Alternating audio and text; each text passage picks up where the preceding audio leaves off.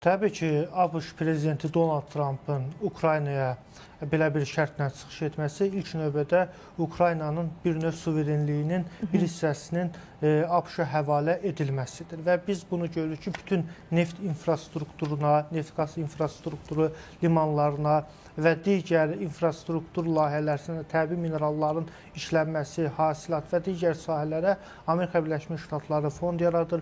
O fond Amerikada qeydiyyatdan keçir və 3 nəfər məhz həmin fonda rəhbər təyin olunur, onu da Amerika təyin edir. Yəni göründüyü kimi birbaşa oradan xərclərin demək olar ki, 90%-i ABŞ-a gedir. Əlbəttə ki, düşünürəm ki, Ukrayna prezidenti Volodimir Zelenski belə bir şərti qəbul etməyəcək. Artıq Amerika Birləşmiş Ştatlarına müraciət edib, mineral ehtiyatlarla bağlı müqavilədə korrektlər edilsin. Çünki bu, əgər Volodimir Zelenski bunu qəbul etsə, bunun həm Avropa dövlətləri qarşısında, həmçinin daxildə reytinqi aşağı düşə bilər.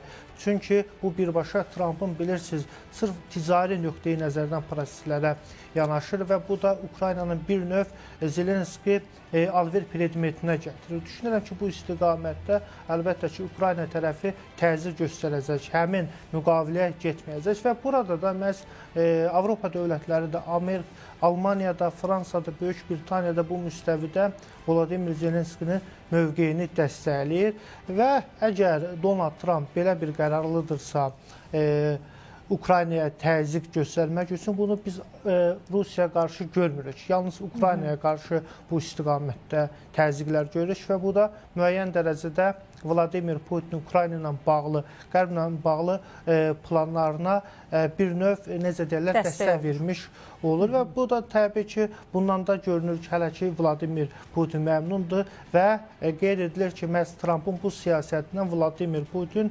Qərbin siyasi arxitekturasını parçalaya biləcək və görürük ki, həqiqətən də degradasiya uğrayıb Qərbin təhlükəsizlik arxitekturası.